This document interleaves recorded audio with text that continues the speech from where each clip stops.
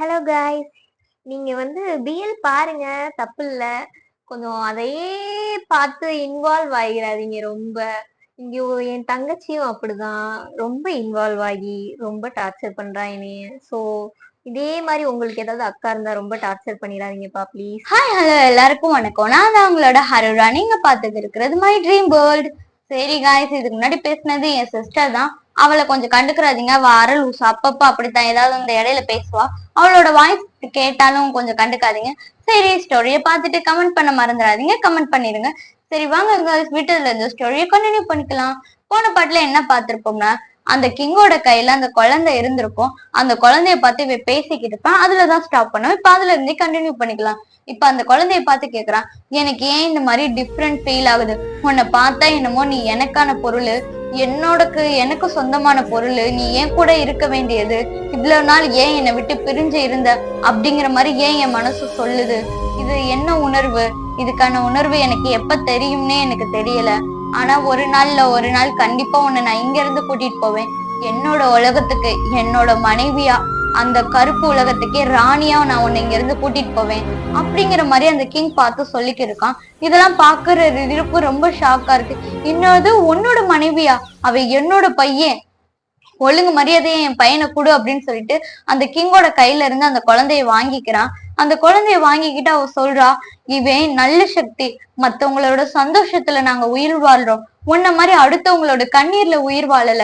எங்களுக்கு சந்தோஷம் தான் எங்களோட உணர்ச்சியாவே இருக்குது. ஆனா ஒன்ன பாத்தியா, ஒருத்தவங்களை கஷ்டப்படுத்தி அவங்கள்ட்ட இருந்து வர கண்ணீரை சேகரிச்சு அதுல நீங்க சந்தோஷமா வாழ்ந்துகிட்டு இருக்கீங்க. ஆனா நாங்க ஒருத்தவங்களோட கண்ணீரை தொடச்சு அவங்களை எப்பவும் ஹாப்பியா சந்தோஷமா பார்த்து அந்த சந்தோஷத்துல வாழ்ந்துகிட்டு இருக்கோம். உனக்கும் என் பையனுக்கு எவ்வளவு டிஃப்ரெண்ட் இருக்கு. நீ என் பையனை கல்யாணம் பண்ணிக்கணும்னு ஆசைப்படுறியா? அது நான் உயிரோட இருக்கிற வரைக்கும் நடக்காது. நீ ஒழுங்கு மரியாதையா இங்க இருந்து போயிரு அப்படிங்கிற மாதிரி அவ சொல்றா. இவன் சொல்றான், இவன் என்னோட மனைவி, இவனை நீ குடுக்கணும்னு சொல்லி நான் கேட்கல. இவனை நான் இங்க இருந்து தூக்கிட்டு போவேன்னு உன்ட்ட சொல்றேன். என்னோட மனைவிக்கு எந்த ஒரு ஆபத்தும் வரக்கூடாது. ஒரு குறிப்பிட்ட ஏஜ் வந்தோடனே என் மனைவியை உங்ககிட்ட இருந்து நான் கூட்டிட்டு போவேன். அது வரைக்கும் என்னோட ஒய்ஃபை பத்திரமா பாத்துக்கோங்க. போயிட்டு வரேன் அத்தை அப்படின்னு சொல்லிட்டு போறான். இதை கேட்டோன்னு ரிதிருக்கு ரொம்ப கோவரு. யாரோ உனக்கு அத்தை? என்னையெல்லாம் அத்தைன்னு கூப்பிடாது. உன்னோட பையனை நான் கல்யாணம் பண்ணிக்கிட்டேன்னு நீ எனக்கு அத்தை தானே? சரி, உன் பையனை பத்திரமா பாத்துக்கோ. இல்ல இல்ல, உன் பையன் இல்ல, என்னோட ஒய்ஃப பத்திரமா பாத்துக்கோ. கருப்பு உலகத்தோட ராணிய பத்திரமா பாத்துக்கோ. சரியா? நான் கிளம்புறேன். சரி வாங்க எல்லாரும் இங்க இருந்து கிளம்பலாம், யாரும் எதுவும் பண்ணாதீங்க, வாங்க போலாம் அப்படின்னு சொல்லிட்டு அந்த கிங் அங்க இருந்து கிளம்பிடுறான். ரிரிரு அப்படியே உடஞ்சு போய் உட்காந்து அழுதுகிட்டு இருக்கான். பார்த்தா ரிரிரு அப்படின்னு ஒரு வாய்ஸ் கேக்குது. யாருன்னு பார்த்தா ரிரிரோட அப்பா தான். ரிரிரு உடனே அவங்க அப்பாவை கட்டி பிடிச்சிட்டு அழுகுறான். அப்பா, உங்களோட பேரு ரொம்ப பெரிய ஆபத்துல இருக்கா. எனக்கு தெரியுமா, இந்த ஆபத்து இவனுக்கு முன்னாடியே வரப்போகுதுன்னு எனக்கு தெரியும். இவன் வயித்துல இருக்கும் போதே நான் அதை கணிச்சிட்டேன். என்ன பண்றது, இவனோட வாழ்க்கை விதி இதுனா இப்படிதான் நடக்கும், வேற நம்மனால மாத்த முடியாது அப்படின்னு சொல்றாங்க. இதை கேட்டோன்னா அவன் ரொம்ப ஷாக்காய், அப்பா உங்களுக்கு தெரியுமா? அப்ப ஏன் இந்த விஷயத்த நீங்க தடுக்க முயற்சி பண்ணல? ஏன் இப்பெல்லாம் பண்ணீங்க? அப்படிங்கும் போது, இது விதி, நடக்கணும்னு இருந்தா நடந்துதான் ஆகணும்.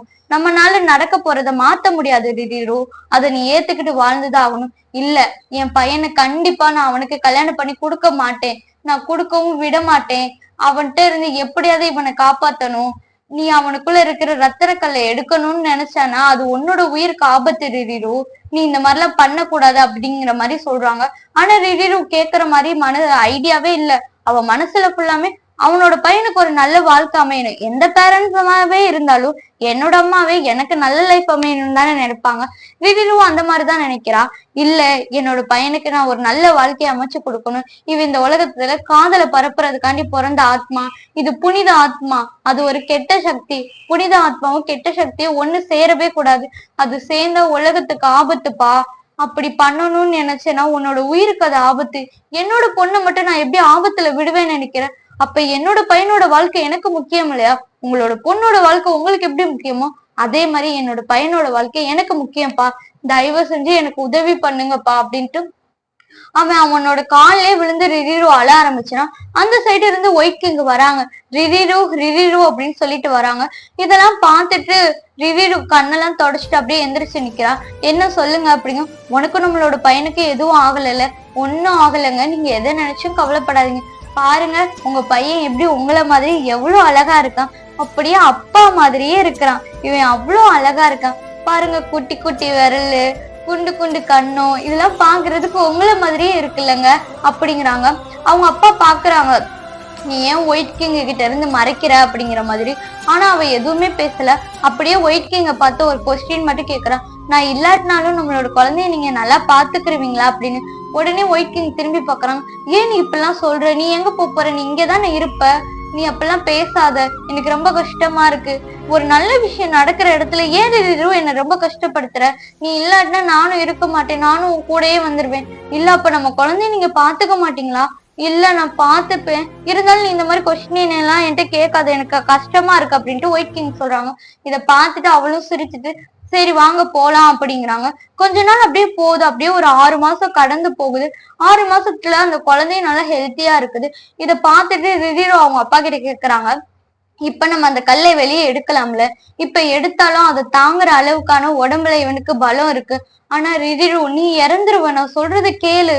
இல்லப்பா, எனக்கு என் பையனோட வாழ்க்கை முக்கியம், என்னால அதை எப்படி ரிஸ்க்ல வைக்க முடியும், தயவு செஞ்சு உங்களால உதவி பண்ண முடிஞ்சா பண்ணுங்க. அப்ப இதை நீ ஒயிட் கிங் கிட்டயாவது சொல்லணும்ல. என்னன்னு சொல்றீங்க, இந்த மாதிரி அவன் நம்மளோட பையனோட உடம்புல ஒரு ரத்தனக்கல் வச்சிருக்கான், அதை நான் வெளியே எடுக்க போறேன், எடுத்தா என்னோட உயிரே போயிரும், அந்த ப்ராசஸ்ல நான் இறந்து போயிருவேன்னு என் ஹஸ்பண்ட சொல்றீங்களா. சொன்னா அவரு வேணாம், எதுவா இருந்தாலும் பாத்துக்கலாம் அப்படின்னு சொல்லுவாங்க. ஆனா அந்த மாதிரி நடக்கிறதுல எனக்கு விருப்பம் இல்ல. எனக்கு தெரியும், அந்த கல்லை எடுக்கணும்னா யாராவது ஒரு ஆள் இறந்துதான் ஆகணும், அப்படின்னா மட்டும்தான் அந்த ரத்தினக்கல்லை வெளியே எடுக்க முடியும். அந்த உயிர் என்னோட உயிரா இருக்கட்டும், என் பையனுக்காண்டி நான் இறந்ததாவே இருக்கட்டும், தயவு செஞ்சு எடுக்கிறதுக்கு என்ன ஒத்துக்கோங்கப்பா, எனக்கு உதவி பண்ணுங்க அப்படிங்கும். சரி ஓகே, இதுக்கு மேல உன்னோட விருப்பம் அப்படின்னு சொல்லிட்டு அவங்க அப்பாவும் அந்த ரத்தினக்கல்லை எடுக்கிறதுக்கான எல்லா வேலையும் செய்யறாங்க. இத பார்க்கும்போது ரொம்ப கஷ்டமா இருக்கு அவங்க அப்பாவுக்கு. இதுதான் நம்மளோட பொண்ணை பார்க்க போற கடைசி நாளா அப்படின்னு அவர் ரொம்ப அழுகிறாரு. திடீர்னு சொல்றா, நான் போய் ஒயிட் கிங்க ஒரு நிமிஷம் பாத்துட்டு வரவா அப்படின்னு கேட்கவும், சரி போயிட்டு வா, ஆனா சீக்கிரம் வா, நம்ம கிட்ட ரொம்ப நேரம் இல்லை அப்படின்னு ஒயிட் கிங் இருக்கிற இடத்துக்கு இவங்க போறாங்க. பார்த்தா ஒயிட் கிங் அவங்களோட பையனுக்காண்டி நிறைய விளையாட்டு பொருட்கள்லாம் வாங்கிக்கிட்டு இருக்காங்க. ரிதிரு நீ வந்துட்டியா, இங்க பாரு, நம்ம பையனுக்காண்டி தான் இதெல்லாம் வாங்கிக்கிட்டு இருக்கேன், நீ எவ்வளவு அழகா இருக்க ரிதிரு, உன்ன மாதிரியே இருக்கிறான் உன்னோட பையனும், அவன் அவ்வளோ கியூட், ஆனா என்ன கொஞ்சம் உன்னை விட வால்தனம் தான் கொஞ்சம் அதிகமா இருக்கு அப்படிங்கிறாங்க. இதெல்லாம் கேட்டுட்டு ரிதிரு சிரிக்கிறா. நான் உங்ககிட்ட ஒரு கொஸ்டின் கேட்கலாமா, நான் கேட்டா நீங்க அதுக்கு ஆன்சர் பண்ணுவீங்களா, சொல்லுங்க, உண்மையிலே நீங்க என்ன லவ் பண்ணீங்களா அப்படிங்கிறா.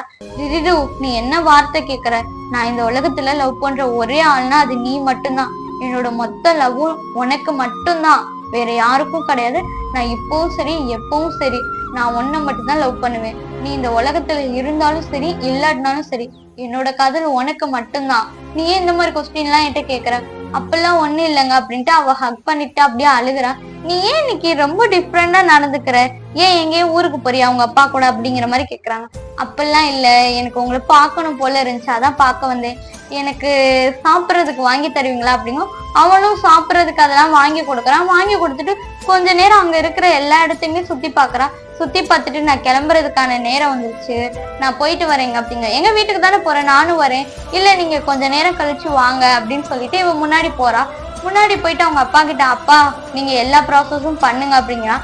ரிதிருவும் அவனோட பையனை அந்த கல்லை எடுக்கிறதுக்காண்டி அவனோட பையனையும் கொண்டு வந்து உள்ள வைக்கிறான். வச்சுட்டு அந்த கல்லை வெளியே எடுக்க ட்ரை பண்றான். ஆனா ரிதிரு ரொம்ப வீக்கா இருக்கிறதுனால அவளால அந்த கல்லை வெளியே எடுக்கவே முடியல. கொஞ்சம் கொஞ்சமா அவளோட உடம்பு வந்து மறைஞ்சுக்கிட்டே இருக்குது. அவளோட உடல் அவ கண்ட்ரோல்லே இல்ல. கொஞ்சம் கொஞ்சமா அவளோட கால் அப்படிலாம் மறைய ஆரம்பிக்குது. இத பார்க்கும் போதே அவங்க அப்பா சொல்றாங்க, நீ ரொம்ப வீக்கா இருக்கிற, வேணாம் வெளியே வந்துரு, வட்டத்துக்குள்ள இருந்து வெளியே வா, நீ உன்னோட உடம்பு மறைஞ்சுக்கிட்டு இருக்கு, நீ கொஞ்சம் கொஞ்சமா இறந்துகிட்டு இருக்க ரிரு, இல்ல நான் அந்த கல்லை எடுக்க போறேன் அப்படின்னு சொல்லிக்கிருக்கா. திடீர்னு பார்த்தா அவளோட உடம்பு மொத்தமா மறைஞ்சிரு. ஆனா அந்த கல்லையும் அவனால எடுக்க முடியல. இத பார்த்துட்டு அவங்க அப்பா ரொம்ப கடந்து அழுகுறாங்க. ரிரு நீ ஏன் இந்த மாதிரி முட்டாள்தனம் பண்ணிட்ட அப்படிங்கிற மாதிரி அழுகுறாங்க. இந்த சைடு பார்த்தோம்னா அந்த குழந்தையும் அழ ஆரம்பிச்சிருது. அப்பதான் ஒயிட் கிங் வீட்டுக்கும் வராங்க. ஏன் அழுவுறீங்க, ரிரு நீ எங்க போயிட்ட, நீ எங்க இருக்க, இன்னும் உனக்கு காணோம், எப்பவும் நான் வந்தேன்னா ஒடியாந்துருவேல, எங்க இருக்க ரிரு அப்படின்னு சொல்லி கேக்குறான். பார்த்தா ரிரோட சவுண்டே அங்க கேட்கல. உடனே அங்க இருக்கிற அவங்க மாமா கிட்ட வந்து கேக்குறாங்க, எங்க உங்களோட பொண்ணு காணோம், ரொம்ப வாழ்த்தானே, எப்ப பார்த்தாலும் பேசிக்கிட்டே இருப்பாளே, எங்க போயிட்டா, ஆள் இல்லையா அப்படிங்கிற மாதிரி கேக்குறாங்க. திடீரு நம்மளை விட்டுட்டு போயிட்டா அப்படிங்கிறாங்க. என்ன சொல்றீங்க, நான் கொஞ்ச நேரத்துக்கு முன்னாடி தானே என் கூட வந்து விளையாண்டுக்கிட்டு இருந்தா, இப்பெல்லாம் பொய் சொல்லாதீங்க, எங்க அவ, ஃபர்ஸ்ட் அவளை காட்டுங்க அப்படிங்கிற மாதிரி கேக்குறாங்க. ஆனா அவங்க இல்ல, அவங்க இறந்து போயிட்டான் அப்படின்னே அவங்க சொல்லிக்கிட்டு இருக்காங்க. அவனுக்கு செம்ம அழுக வருது. என்ன சொல்றீங்க அப்படிங்கும் போது அவங்க அப்பா நடந்தது எல்லாத்தையும் சொல்றாங்க. இந்த மாதிரி உன் பையனுக்கெல்லாம் அவன் ஒரு கல்லு வச்சிருக்கான், அவனை இங்க இருந்து கூட்டிட்டு போயிருவேன்னு சொன்னதுனால திடீர்னு இந்த மாதிரி ஒரு முட்டாள்தனம் பண்ணிட்டா. நீங்க கூட இருந்தீங்களப்பா, நீங்க இருந்துமா இப்படிலாம் நடக்க விட்டீங்க, ஏன்பா இப்படிலாம் பண்ணீங்க அப்படின்ட்டு அவனும் அழுகுறான். ரிரிரு நீ ஏன் என்னை விட்டுட்டு போன அப்படிங்கிற மாதிரி அழுதுகிட்டு இருக்கான். அந்த நேரம் பார்த்தா ரிரியோட வாய்ஸ் கேட்கும். அந்த சைடு திரும்பி பார்க்கறான். ரிரிரு அப்படியே ஒரு கோல்டன் கலர் உருவத்துல வந்து நிக்கிறான். நான் எங்கேயுமே போல, உங்க கூட தான் இருக்கிறேன் அப்படிங்கிற மாதிரி அவ சொல்றான். ஏன் ரிரிரு, நான் உன்னை ரொம்ப கஷ்டப்படுத்திட்டேனா, நீ ஏன் இப்படிலாம் பண்ண அப்படிங்கிற மாதிரி கேட்கும் போது, இல்ல நீங்க கொடுத்த லவ்ல அந்த லவ்வை நான் காப்பாத்தணும்ல, அதை காப்பாத்தினாதானே எனக்கும் ஒரு சந்தோஷமா இருக்கும் உங்க கூட வாழ்ந்த வாழ்க்கையிலையும், அதுக்காண்டிதான் நான் இப்படி பண்ணேன். அவன் நம்மளோட பையன், நம்மளே இந்த தியாகம் பண்ணலாட்டினா வேற யாரு பண்ணுவா அப்படிங்கிற மாதிரி அவ கேக்குறா. கேட்டோன்னா இருந்தாலுமே அவனால ஏத்துக்க முடியல, ஒயிட் கிங்னால ரிரு இல்லாம இந்த வாழ்க்கையை வாழணுமா அப்படின்னு சொல்லிட்டு அவன் அப்படியே உட்காந்து அழுதுகிட்டே இருக்கான். இப்படியே கொஞ்ச நாள் கடந்து போகுது. இப்ப 10 வருஷம் அப்படியே போயிருது. ரிரு இறந்து 10 வருஷம் ஆச்சு அப்படிங்கிறதே அவனால ஏத்துக்க முடியல. இப்போ ஒரு மலை உச்சியில 2 பேரும் உட்கார்ந்து இருக்காங்க. அப்பா ஏன் நம்ம இங்க எல்லா வருஷத்துலயும் இங்க வந்து உட்காரோம், அதுவும் இந்த நாளைக்கு ஏன் இங்க வந்து உட்காரோம், வேணா இந்த நாள்லதான் நீ பிறந்த, இந்த நாள்லதான் உன் அம்மா ரொம்ப தைரியமா இருந்தா, அம்மாவை பத்தி கேட்டா நீங்க ஏன்பா எதுவுமே சொல்ல மாட்டேங்கிறீங்க, உன் அம்மா ரொம்ப நல்லவ, ஆனா என்ன கொஞ்சம் பிடிவாதக்காரி, கொஞ்சம் கோபக்காரி, அவ எப்பவுமே என்கிட்ட சொல்லுவா உன்னை நான் பத்திரமா பாத்துக்கணும்னு சொல்லி. இன்னைக்கு பனிப்பூ பூத்திருக்காப்பா, அப்ப இன்னைக்கு பண்டிகையா, ஆமா இந்த குட்டி இளவரசரோட பர்த்டே தானே, ஹாப்பி பர்த்டே அப்படிங்கிற மாதிரி விஷ் பண்றாங்க. விஷ் பண்ணிட்டு வா நம்ம அரண்மனைக்கு போலாம், இன்னைக்கு உன்னோட 10வது பிறந்த நாள், அதை நம்ம ரொம்ப செலிப்ரேஷன் பண்ணி கொண்டாடணும்.